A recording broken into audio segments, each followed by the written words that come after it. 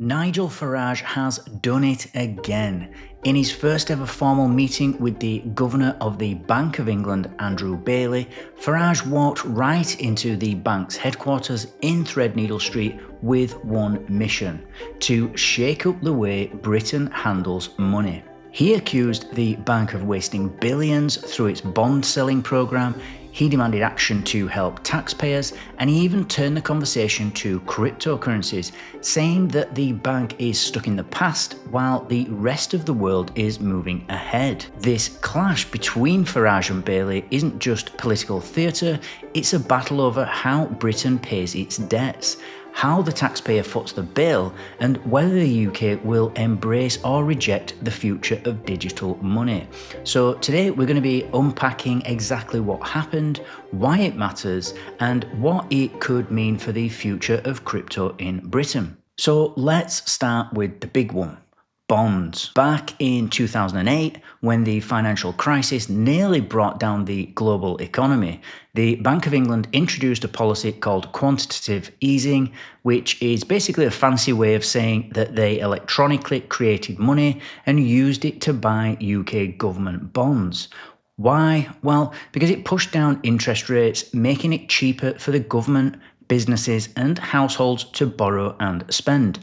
And it didn't just happen at once. The bank rolled out new rounds of QE after the Eurozone debt crisis, after the Brexit referendum, and during the COVID-19 pandemic. And each time the bank bought more bonds to stabilise the economy. But there is a problem here, because when you print money to buy debt, you eventually have to unwind it, and that's where quantitative tightening comes in. So the bank is now selling those bonds back into the market, and the issue here is that they're worth less than the bank originally paid. So who takes the hit? Well, it's the Treasury, which means that it's you, the taxpayer. And under a new deal made back in 2009, any losses the bank racks up through QE or QT get transferred to the government's books. Reform UK says this isn't just bad luck, it's a systemic misuse of taxpayers' money, and Richard Tice, who is Reform's deputy leader, points out that it has already added billions to the cost of long-term government debt. In fact, those debt costs now are at a 27-year high. So Farage's demand was simple: stop the bond sales. He told Bailey directly that continuing QT is draining public money, is forcing higher taxes, and influencing decisions that the Chancellor will have to make in her November budget. And Farage isn't stopping there. He wants Parliament itself to debate this issue. Right now, most MPs avoid the subject because they're worried that they will be accused of undermining the bank's independence. But Reform argues that independence doesn't mean unaccountability, especially when billions of taxpayer pounds are at stake. But here's where things get really interesting, because Farage didn't just challenge the bank on bonds, he went after its stance on cryptocurrency. Reform says that the Bank of England is actively holding Britain back from becoming a leader in digital finance, and Farage has called the bank's officials dinosaur bureaucrats, accusing them of turning their back on innovation. So what's at the centre of this fight? Well, it's stablecoins. These are digital currencies pegged to traditional money, like the pound or the dollar. They're designed to be stable in value, but the Bank of England has warned that if stablecoins are widely used for payments, they could drain deposits from commercial banks and potentially destabilise the financial system. And the bank's cautious stance means that strict limits on stablecoins are in use in the UK, but Farage says that that's madness. Other countries like the US and parts of Europe are moving faster to regulate and adopt digital assets, while Britain kind of gets left behind. And Reform has set out a clear agenda even. If they win power, they plan a 2-year pilot programme allowing selected financial institutions to operate under looser crypto rules.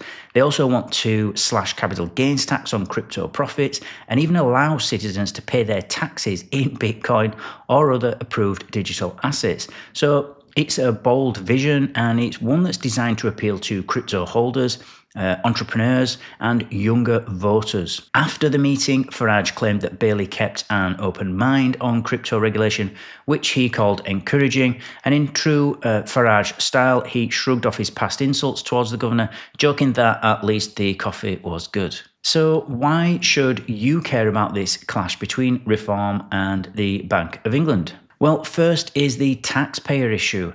Quantitative tightening isn't just some abstract monetary policy, it's billions of pounds in losses that the Treasury is covering, which is money that could be otherwise spent on schools, hospitals, or tax cuts.